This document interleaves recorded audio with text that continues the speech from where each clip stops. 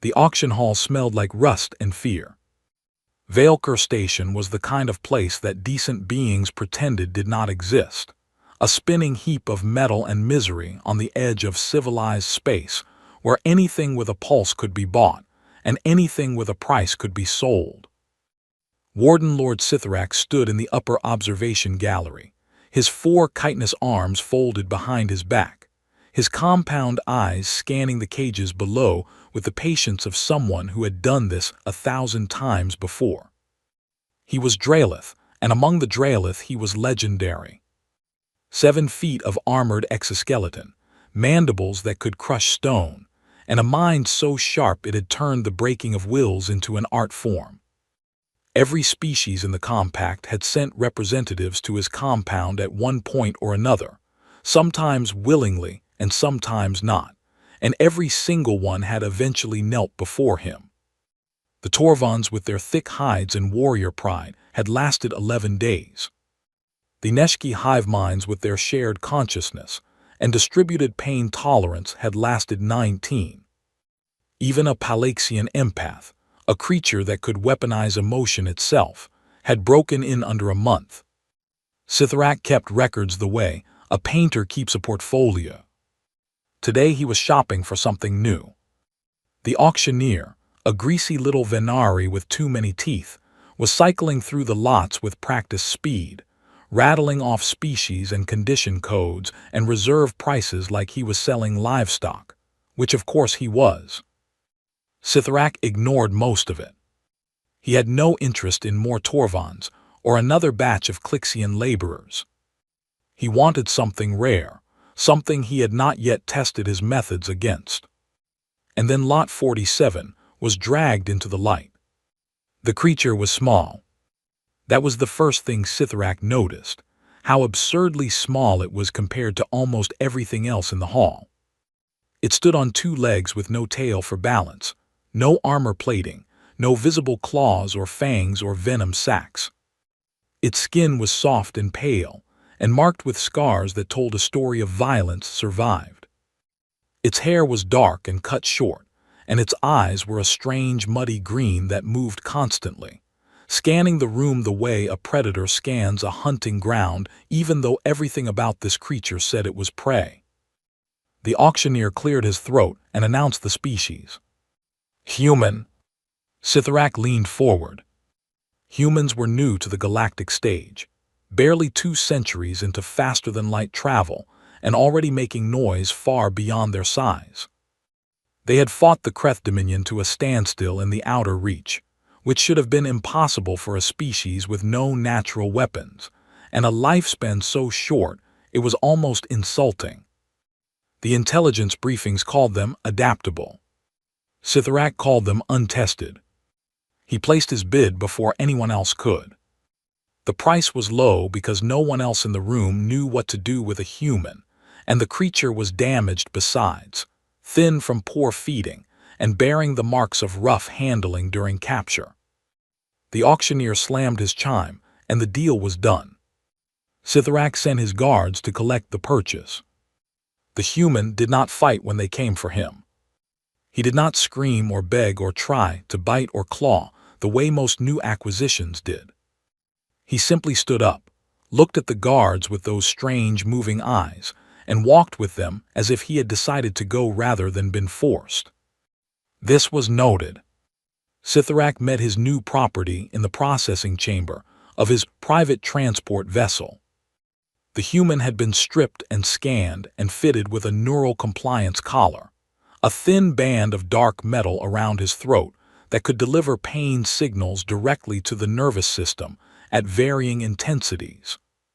It was Scythrach's favorite tool, elegant and precise, and capable of reducing the strongest warrior to a screaming wreck without leaving a single mark. The human touched the collar once, ran his fingers along its edge as if memorizing its shape, and then dropped his hand. He looked up at Scythrach and did not flinch. Scythrach found this mildly interesting. He towered over the creature by nearly 3 feet and outweighed it by several hundred pounds and was covered in natural armor that could deflect blade strikes. And yet the human looked at him, the way one might look at a large piece of furniture, with acknowledgement but no particular concern. "You are Corporal Elias Wren," Sithrak said, reading from the capture file on his data pad. "Colonial Marine Corps, 3rd Expeditionary Division, captured during a skirmish near the Tannhäuser Relay." The human said nothing for a moment. Then he tilted his head slightly and said, "So what is the food situation like here?" Sithrak blinked, all 6 eyes cycling in sequence, which was the Drelith equivalent of a double take. In his long career of acquiring and processing subjects, he had heard begging and threats and prayers and curses in silence, but he had never once been asked about the catering. "You will be fed according to your nutritional requirements," Sithrak replied, uncertain why he was answering at all. "Great," the human said, "because whoever had me before you was really bad at that part." Sithrak studied him. There was no tremor in the voice, no dilation of the pupils that would suggest hidden terror, no chemical markers of acute stress in the bioscan readings streaming to his data pad. The human was not performing courage. He simply was not afraid, or if he was, his body had decided that fear was not a useful response and had shut it down like an unnecessary system. Fascinating. Sithrak had the human transported to his compound on the barren moon of Keth 4, a place of gray rock and thin atmosphere where the sky was always dark, and the silence was heavy enough to crush weaker minds.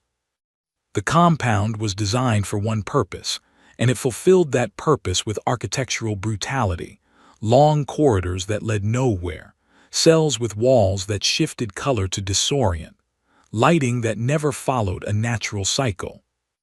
Every detail existed to strip away a being's sense of control and replace it with dependency. Elias was placed in a standard isolation cell. Sithrak watched through the observation feed as the human explored his new cage with calm efficiency, checking corners and surfaces, and the door mechanism and the waste facility and the thin sleeping platform. He moved like someone cataloging information rather than someone trapped. When he was done, he sat on the platform, crossed his legs, and closed his eyes. Sithrak waited for the panic to set in. It did not. After one full day of observation during which the human slept and woke and performed strange repetitive physical exercises on the floor of his cell and slept again, Sithrak decided it was time to begin. He activated the neural collar remotely, setting it to level 3, which was moderate intensity, enough to make a Torvan howl. Through the observation feed, he watched Elias drop to his knees as the pain signal tore through his nervous system.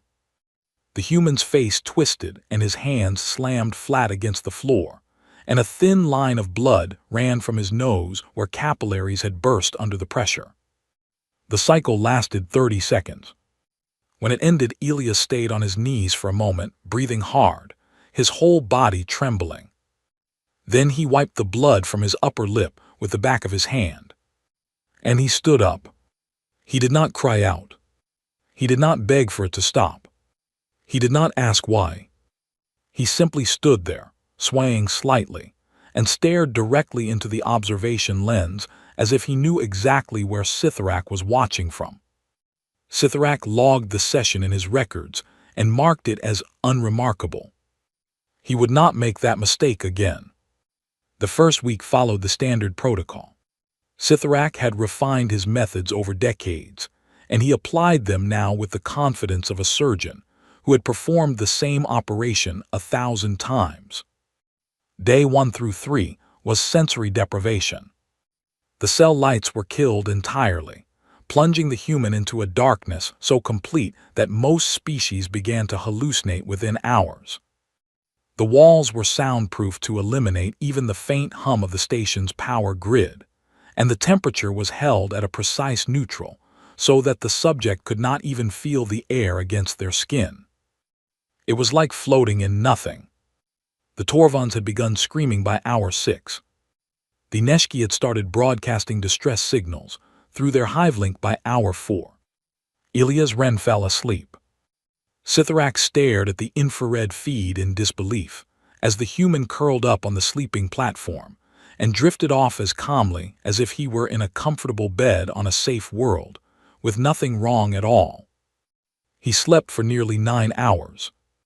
When he woke, he stretched his arms above his head, yawned loudly enough for the cell microphones to pick it up, and began doing push-ups in the dark. Scythorak called in his chief psychologist. Alven was Neshki, a small insectoid being with delicate antennae and a mind like a razor, and she had served Scythorak for 12 years, helping him understand the psychological architecture of each new species so he could take it apart more efficiently.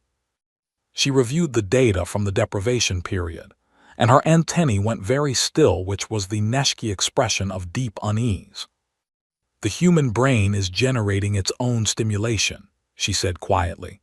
"During unconsciousness, it produces elaborate internal sensory experiences, visual and auditory and emotional and tactile, all without any external input whatsoever." "It is dreaming," Scythorak said, because he had read this in the briefing files and dismissed it as irrelevant. "It is not irrelevant," Alven replied as if she had read his mind.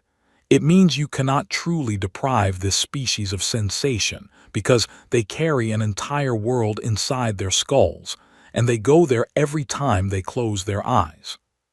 Scythorak dismissed the concern and moved to Phase 2. Starvation Protocol. The human's food was cut entirely for 4 days, with only minimal water provided to prevent organ failure. This was a reliable technique because hunger was universal, and the desperation it created was a powerful lever for establishing dependency. A starving subject who was then offered food by the hand of the one who starved them would begin to associate their captor with relief and survival, and from that association grew obedience. On day 2 of starvation, Scythorak checked the observation feed and found Elias doing burpees. On day 3, the human was doing pull-ups using the edge of the sleeping platform, which was not designed to be used that way, and which groaned under the strain. On day 4, Scythorak entered the monitoring room to find Alven already there, her antennae twitching rapidly. "His metabolic rate has dropped," she said, pulling up bioscan data on the display. "His body has begun rationing its energy reserves automatically, redirecting resources to essential systems and reducing waste processes, and his pain threshold has actually increased since the starvation began." She turned to look at Scythorak with her compound eyes. "This species does not simply endure deprivation. Warden Lord, they adapt to it in real time. Their bodies rewrite their own operating parameters to survive whatever conditions they encounter. I have never seen anything like it." Scythorak moved to temperature cycling. The cell was plunged to near freezing for 6 hours, then spiked to extreme heat for 6 hours, then dropped again in an endless punishing rhythm designed to exhaust the body's ability to regulate itself. Most species collapsed within 2 cycles. Elias shivered violently during the cold phases, his skin turning pale and his muscles contracting in visible spasms. But he did not collapse. Instead, on the 3rd cold cycle, the guards monitoring the cell block reported something unexpected. Singing. The human was singing. It was not beautiful or melodic or anything that could be called music in any refined sense of the word. It was rough and rhythmic and repetitive, a harsh chant that rose and fell in a pattern that seemed designed not for beauty, but for endurance. Each verse building on the last, like the human was using the sound of his own voice as a rope to pull himself through the pain. The guards did not know what to make of it. They were Dralith, born and bred for obedience and discipline, and they had never heard a prisoner sing under torture. The sound carried through the walls despite the soundproofing, because the human was loud in the way that desperate things are loud, not screaming but projecting, as if he was throwing his voice against the cold like a weapon. One of the younger guards, a conscript named Kale who had been assigned to the compound only recently, found himself stopping outside the cell door to listen.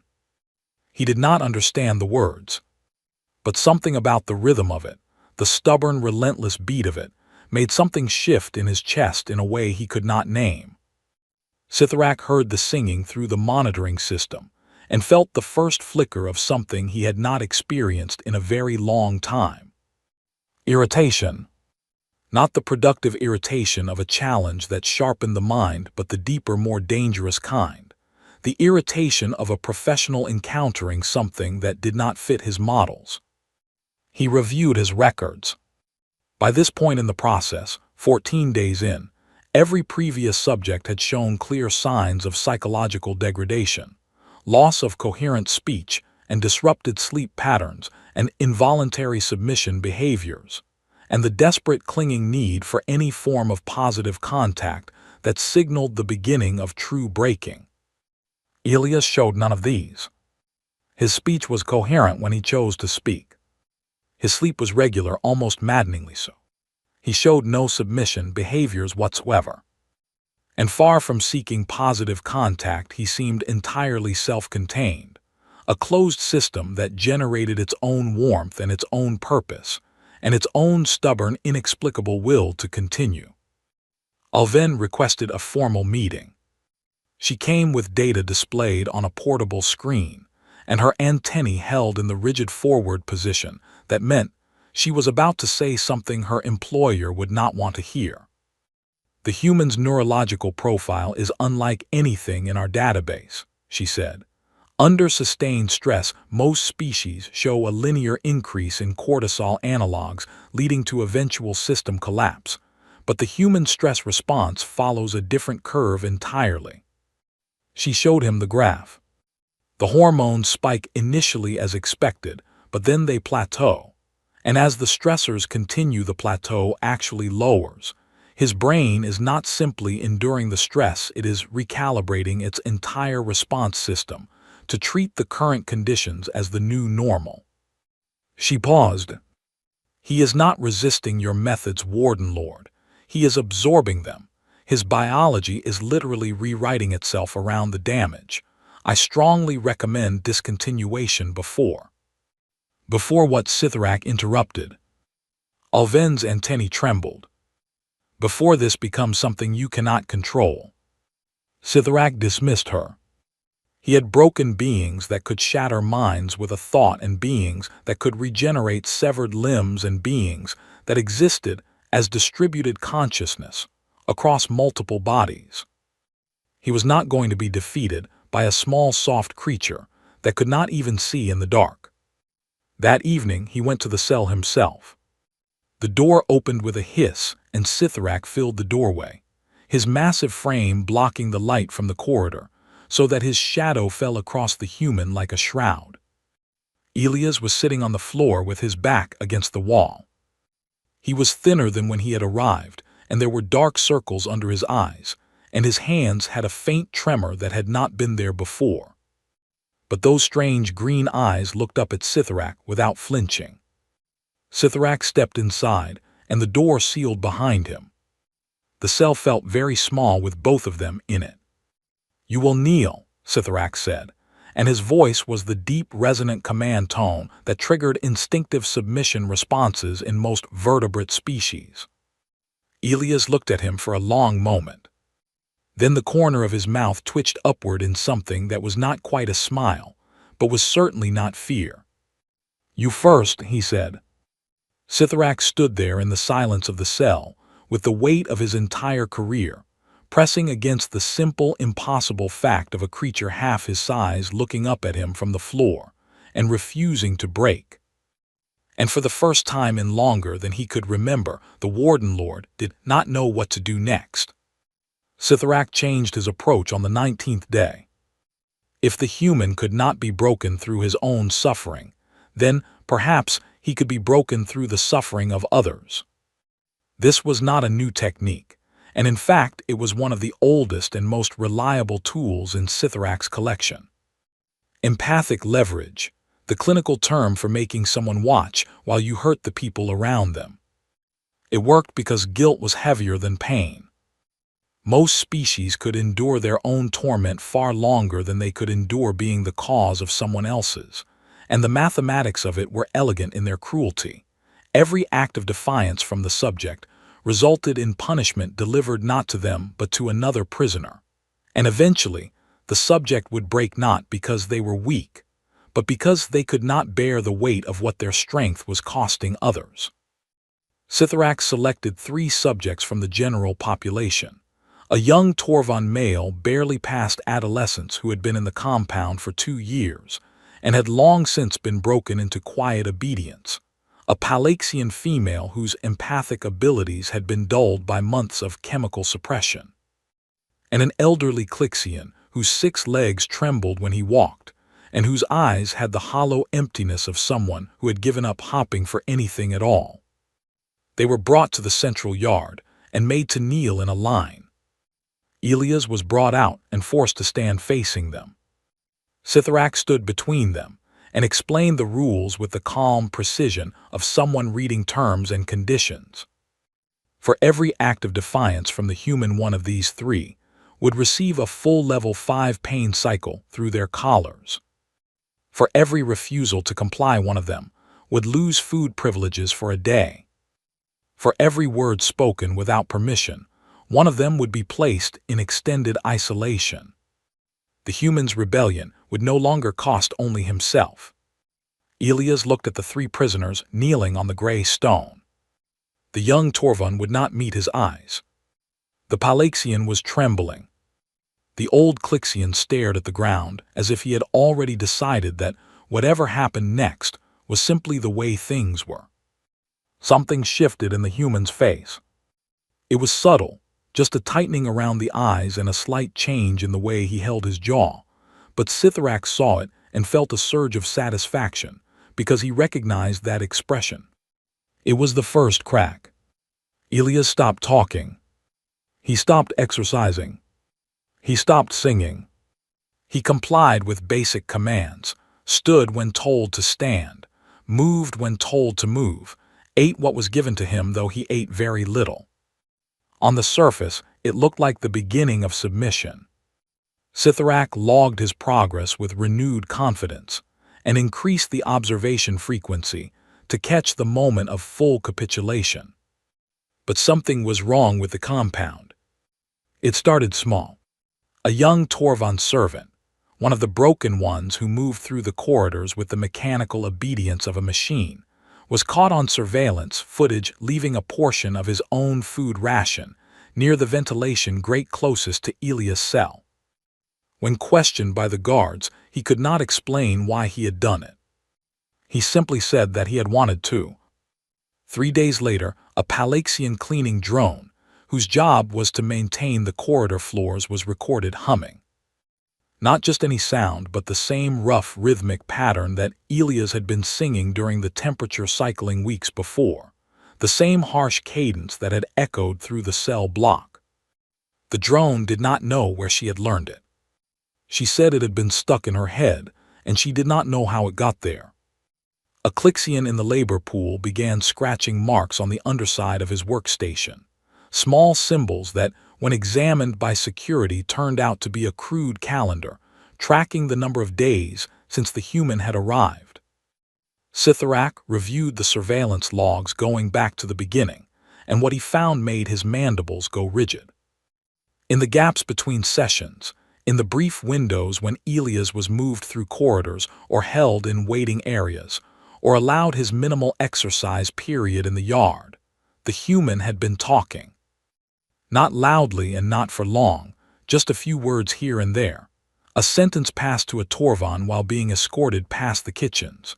A whispered phrase to a Palaxian through a cell wall. A look exchanged with the old Clixian across the exercise yard that carried more meaning than any words could. He had learned their names. This was the detail that struck Scythorax like a blade between his plates. In all his years, no subject under his control had ever bothered to learn the names of the other prisoners, because, when you were drowning in your own suffering, you did not have the capacity to see anyone else, and the isolation this created was one of the foundations of the entire system. But Elias had done it. He had looked past his own pain and seen the beings around him, and he had done the most human thing imaginable. He had introduced himself. "My name is Elias." The surveillance audio captured him whispering to the young Torvan through the kitchen wall. "What is yours?" "Torik," the Torvan had whispered back, and the way he said it, with a kind of wonder as if he had forgotten he had a name at all, was the sound of something waking up. Elias did not organize a rebellion. He did not make speeches or issue commands or draw up plans. He simply talked to people as if they were people, asked them about their lives and their homes and the things they remembered from before. And in doing so, he reminded them of something that the compound had been specifically designed to make them forget. That they existed. That they had existed before this place and could exist after it. That they were not inventory or property or numbers in Sithrak's records, but living beings with names and memories, and the fundamental unbreakable right to be recognized as such. He taught them a word. The surveillance audio caught it only once, a single whispered exchange between Elias and the Palaxian female through adjacent cell walls late at night, when the monitoring staff was at minimum. "There is a word in my language," Elias said, his voice barely audible, "for when things are bad but you believe they can be better, when you cannot see the way out but you know it is there. We call it hope." The Palaxian was silent for a long time. "We do not have this word," she finally said. "You do now," Elias replied. Ulven came to Sithrak with data that made her antennae lie flat against her skull, which was the Neshki expression of fear. "Compliance metrics are dropping," she said, and her voice had lost its professional calm. "Not just in the subjects adjacent to the human, but across the entire compound population. Refusal incidents are up 40%. Work output is down. 3 guards have reported that prisoners are making eye contact with them, which has not happened in this facility in over 6 years." She placed a data tablet on Sithrak's desk. "The human is not resisting you, Warden Lord. He is doing something worse. He is making the others remember how to resist. He is not a prisoner. He is a contagion." Sithrak's response was immediate and violent. He ordered Elias moved to full isolation, a cell within a cell with no ventilation grates and no shared walls and no contact with any living being. He doubled the guard rotation.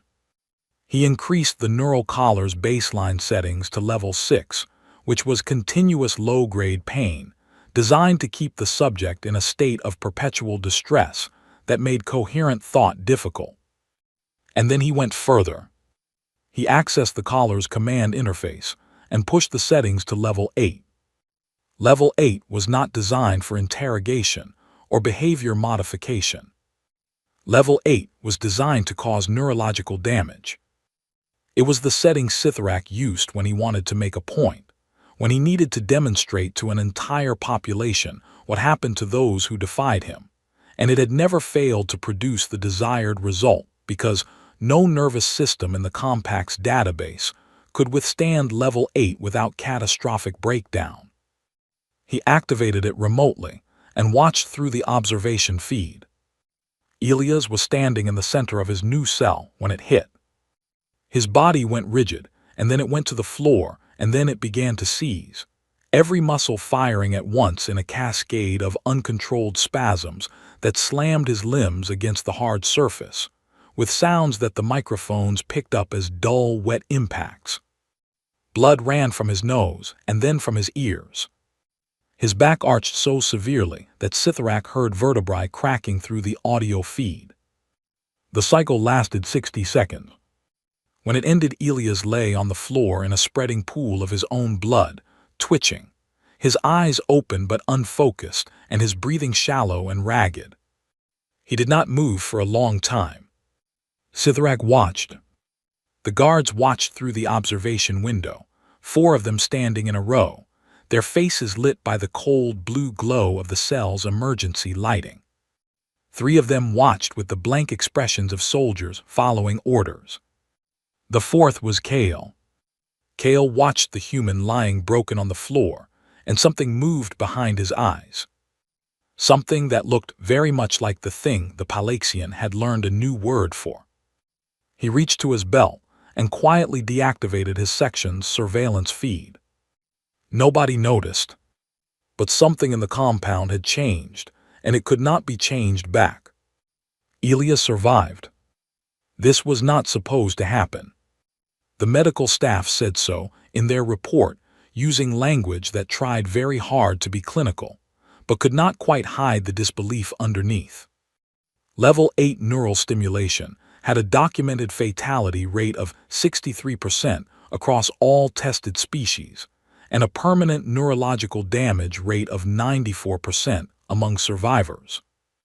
The human's brain had swollen and bled, and several clusters of neurons had been destroyed entirely, and the left hand would never stop trembling, and his hearing on one side was gone, and there would be seizures for the rest of his life, which given the damage might not be very long. But he was alive and he was conscious, and on the second day after the cycle his eyes focused on the ceiling above him, and he whispered a word that the cell microphone barely caught. It was a name. Torik. He was asking about the young Torvan. The medical staff did not know what to do with this information, so they included it in their report and moved on. The compound knew what had happened. Scytharak had not intended for it to be public knowledge, but information in a place like this moved like water through cracks, impossible to contain entirely.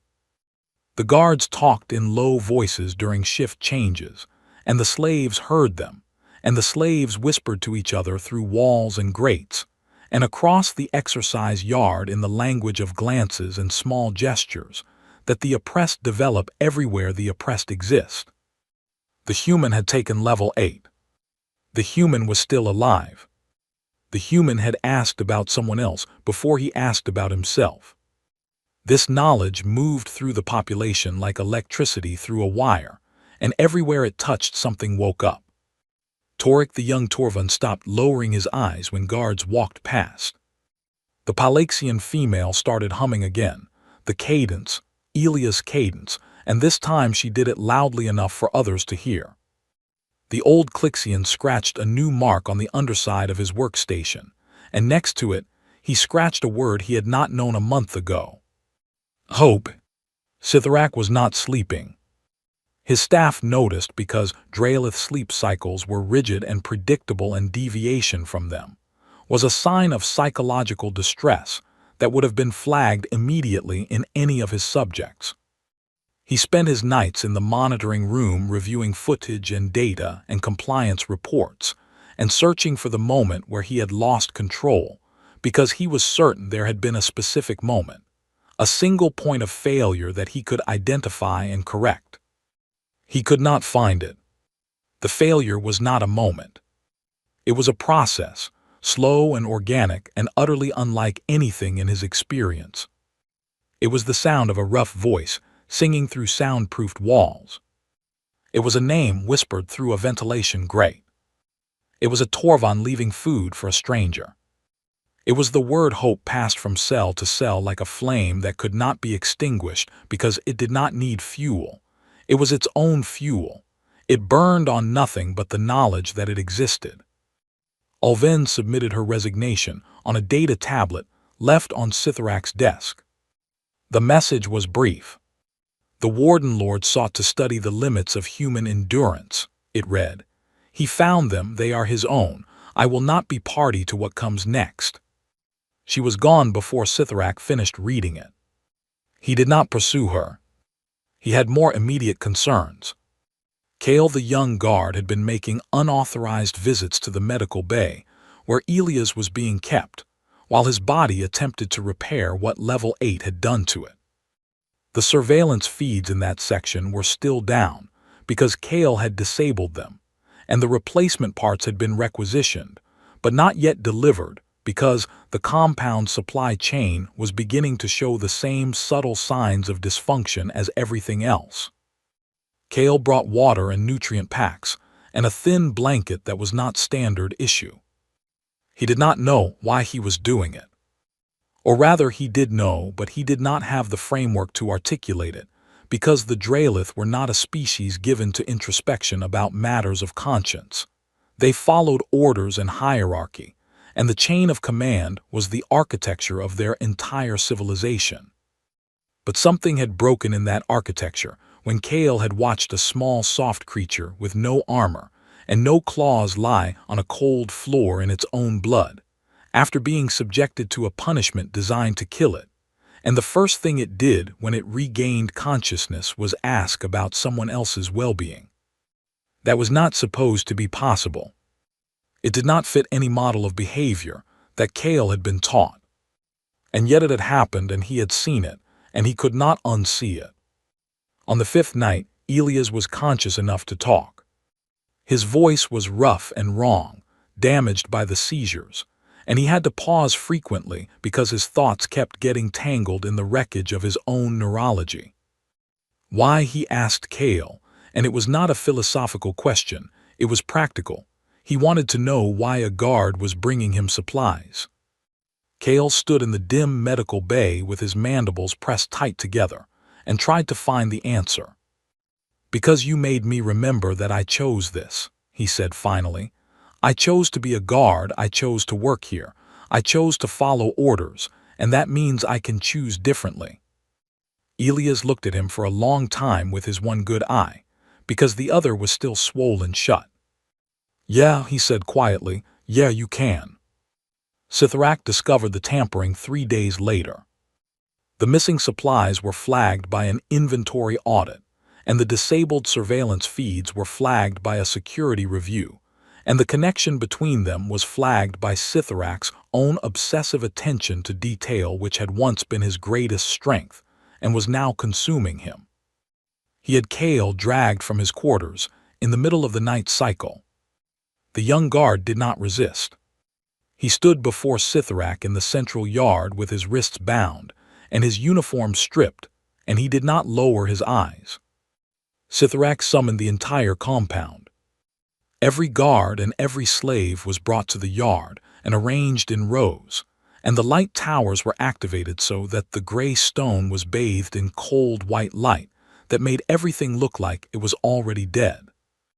Elias was brought out last. 2 guards had to support him because his legs could not carry his own weight consistently, and his left hand shook at his side like a broken mechanical thing, and the right side of his face was still dark with bruising. He looked like something that should have been dead and had simply refused to cooperate with that expectation. Sithrak stood in the center of the yard with Kale kneeling before him and addressed the assembly. "This guard has betrayed his oath and his species and his warden lord," he said, and his voice carried across the stone with the weight of absolute authority. "He has given comfort to a prisoner and tampered with security systems and violated every code that holds this compound together. He will be executed at dawn as an example of what happens when discipline fails." He turned to Elias. "And you will watch." This was the moment. Sithrak had calculated it with the precision that had made him legendary. The human had endured his own pain because humans apparently could do that. But this was different. This was a young man about to die because of Elias specifically, because Elias had been kind and Kale had been moved by that kindness, and now kindness itself was going to be punished with death. This was the trap that no empathic species had ever escaped. The guilt would be unsurvivable. The human would finally shatter. Elias stood swaying between his 2 guards and looked at Kale kneeling on the stone, and looked at the assembled ranks of slaves and soldiers, and looked at Sithrak, standing over all of them like a monument to cruelty given form. And the human did something that no one expected. He pulled himself free of the guards supporting him. He nearly fell, but he did not fall. He straightened his broken body 1 vertebra at a time like a man, rebuilding himself from the ground up, and he stood as tall as his damaged frame would allow, which was not very tall at all, but somehow in that moment, it was the tallest thing in the yard. He looked Sithrak directly in the eyes. And he spoke. Not in a whisper, and not in a shout, but in a clear, steady voice that carried across the silent compound the way truth carries, without needing to be loud. "You keep trying to prove that cruelty is stronger than kindness," Elias said, "but look around you. Look at what you have become trying to break one man. You have not slept in weeks. Your psychologist has abandoned you. Your guards are questioning their orders. Your entire compound is falling apart, and I am still here." He paused, and the silence was so complete that the only sound was the wind moving across the gray stone. "You have not broken me," he said. "You have broken yourself." Nobody moved. Nobody breathed. The words hung in the cold air like something physical, like something that had weight and shape and could not be taken back. Sithrak stared at the human. The human stared back. And then Kale moved. He did not do anything dramatic. He simply stood up. His wrists were still bound, and he was still condemned, and nothing about his physical situation had changed. But he stood, and in standing he made a choice, and the sound of that choice rippled outward through the assembled ranks like a stone dropped into still water. 3 guards in the second row lowered their weapons. Not dramatically, and not with any declaration. They just let the barrels drop until they pointed at the ground. A Torvan in the slave ranks lifted his head. Then another. Then another. The old Clixian straightened his 6 legs for the first time in years, and stood at his full height, which was considerable, and looked at Sithrak with eyes that were no longer empty. The slaves did not kneel. The guards did not fire. And Sithrak stood in the center of his own compound, surrounded by the ruins of his authority, and understood for the first time what Ulven had been trying to tell him. The human had not been the one at risk of breaking. It had always been everything else. What happened next was not a war. Sithrak had prepared for war because war was something he understood, a contest of force against force, where the stronger side prevailed, and the weaker side submitted, and the universe continued to operate according to rules that made sense. What happened instead was something far more dangerous. The compound simply stopped working. Not all at once and not with any coordinated signal, but in the way that a machine stops when enough of its parts quietly decide they do not want to turn anymore. The morning shift of guards arrived at their posts and stood there, and did not open the cell doors to begin the daily work rotations. The kitchen staff prepared food and distributed it equally to everyone, including the slaves in isolation who had been on restricted rations.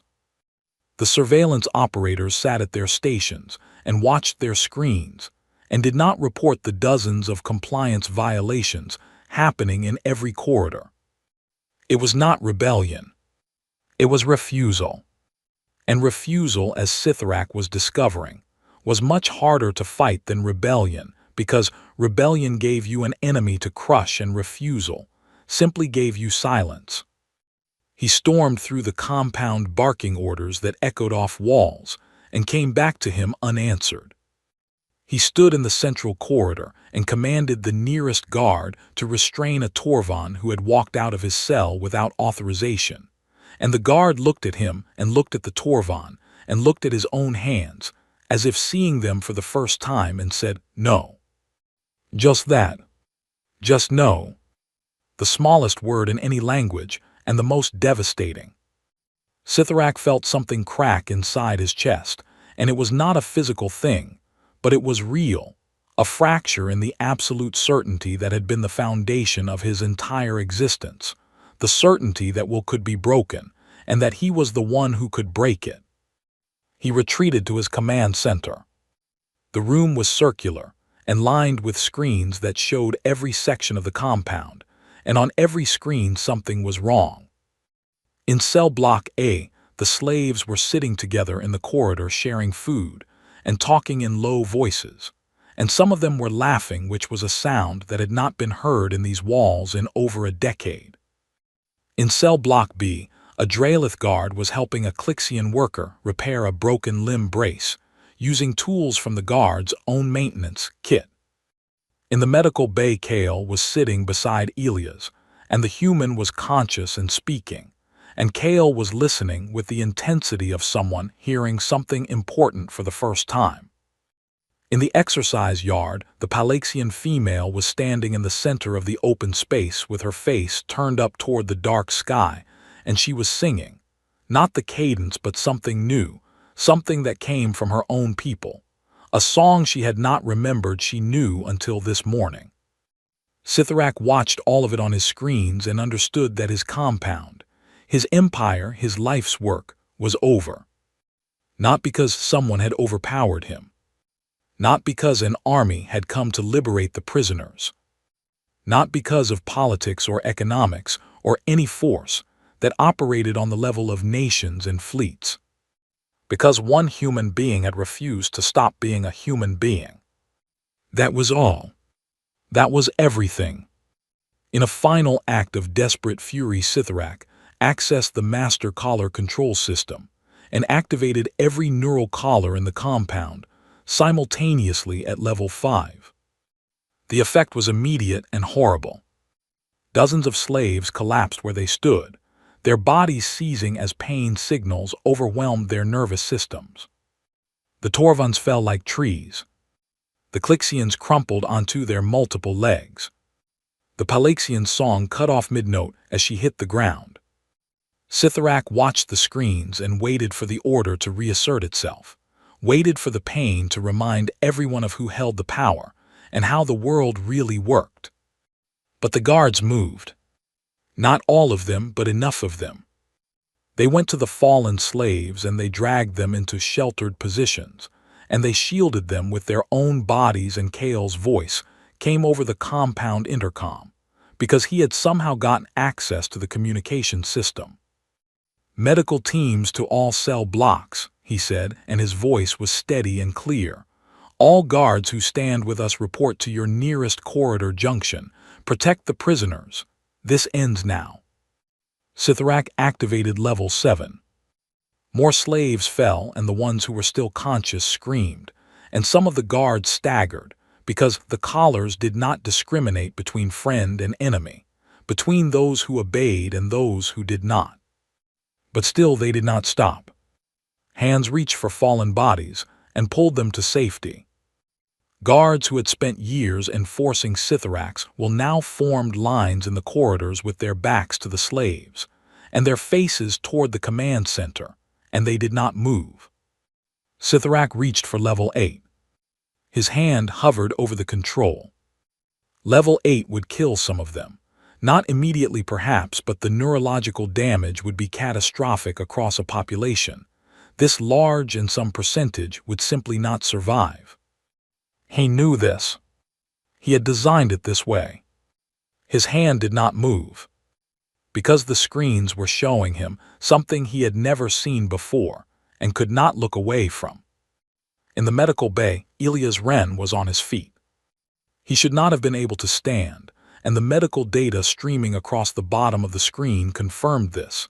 His vitals were terrible, and his brain activity was erratic, and his left hand was shaking so badly it was almost vibrating. But he was standing, and he was walking, slowly and badly, and with one hand braced against the wall, and each step clearly costing him something that could not be measured in any unit Sitharak recognized.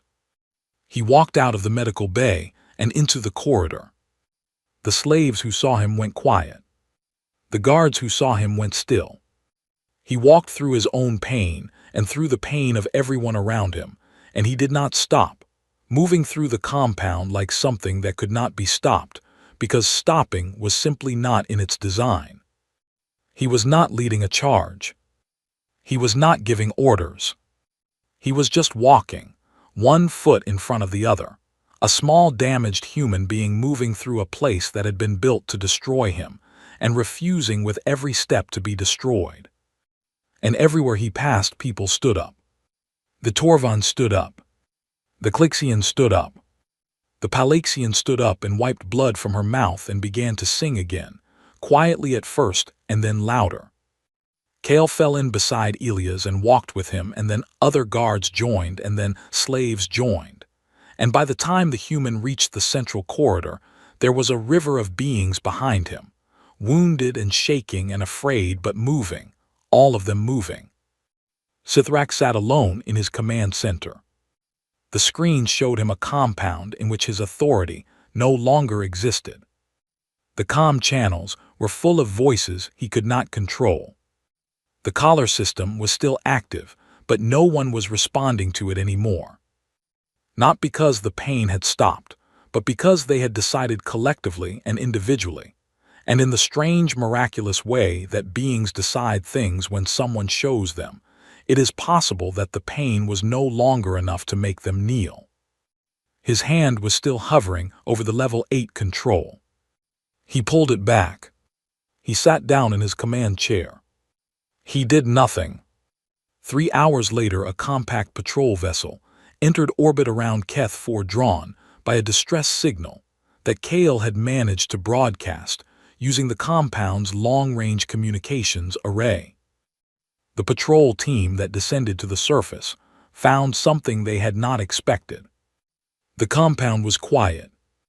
Not the quiet of death or suppression, but the quiet of something that had settled, like the calm after a storm when everything is still wet and broken, but the wind has stopped. The slaves were in the medical bay, and the common areas being tended by the guards who had turned, their collars deactivated using the master codes that Kale had extracted from the security system. Sithrak was in his command center, sitting in his chair, staring at nothing. He did not resist when they came for him. He did not speak. He looked like something that had been hollowed out from the inside, like a shell that had once contained something powerful and certain, and was now just empty. Elias Wren was unconscious in the medical bay. He had collapsed shortly after the patrol vessel's arrival, as if his body had been running on something beyond physical capability, and had finally been given permission to stop. Kale was beside him. He had not left the human side since the walk through the compound, and he did not intend to leave now. The patrol commander was a veteran Draelith officer named Surath, who had served 40 years in the compact fleet, and had seen war zones and disaster sites, and the aftermath of things that kept her awake at night.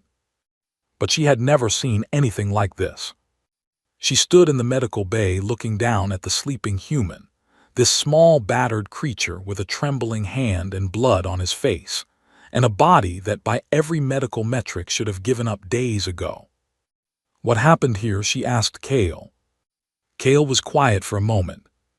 He looked at the human, and then at the other patients in the bay, Torvans and Palaxians and Clixians and others, all of them broken in various ways and all of them alive, and all of them free because of the creature on the bed in front of him. "The Warden Lord tried to break the human," Kale said slowly, choosing each word with care. "But humans do not break the way other species do. They crack and they bleed and they scar, and then they get back up. And every time they get back up, something in the thing trying to break them does not." Surath looked at the human for a long time. Then she pulled out her data pad and opened the patrol report and scrolled to the section on species classification, where standard threat assessments were logged for future reference. She thought about what she had seen today. She thought about a species that dreamed its own worlds when you took away the light and sang when you tried to freeze it, and built hope out of nothing, and gave it away to strangers, and stood up after being knocked down, and stood up again and again and again, until the thing doing the knocking was too exhausted, and too broken, and too lost to continue. She began to type. Species classification: human. Do not engage. Do not contain.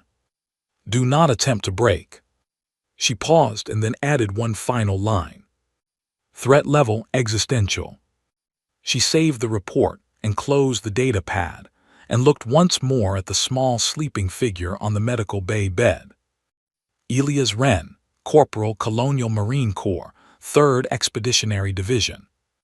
A man who had been tortured and starved and frozen, and burned and electrocuted and broken, in every way that a body could be broken, and who had responded to all of it by teaching a stranger the word for hope.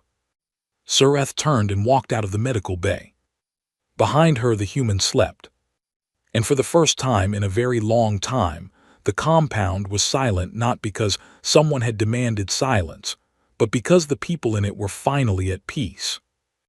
And far away across the galaxy on 1,000 worlds, where humans walked and talked and laughed and fought and fell down and got back up again, the universe continued to learn what the Draelith had learned on a barren moon orbiting a dying star. That you could break a human's body, and you could break a human's bones, and you could break everything around a human, until there was nothing left but dust and silence. But you could not break the thing inside them that made them human. And if you tried, something else would break instead.